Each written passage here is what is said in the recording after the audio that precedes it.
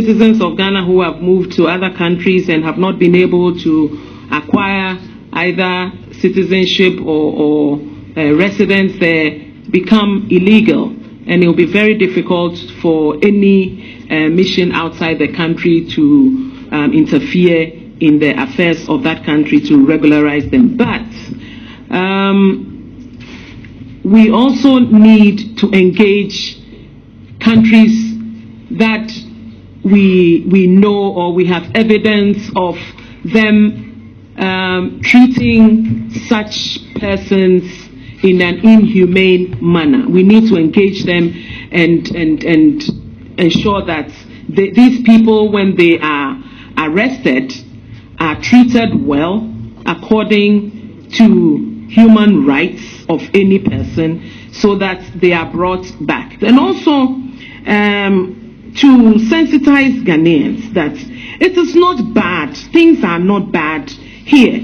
We are all here. You will find something to do, and therefore come back home. I think that is something that our missions can do, meet with Ghanaians and appeal to them to come back home. And when a Ghanaian decides to come, we will facilitate by ensuring that if they don't have a travel document, we prepare a travel document for such a person. But I think it will be difficult to intervene in the affairs of a nation. Indeed, it is true that Morocco has applied to join the African Union, rejoin the African Union. Western Sahara is a member of the African Union. We do have relations with all countries. So we do have relations with Morocco. We do have relations with Western Sahara. They are, up to now, I haven't seen any document that is saying that Morocco wants Western Sahara taken out of the AU. And therefore, I really can't speak much to that.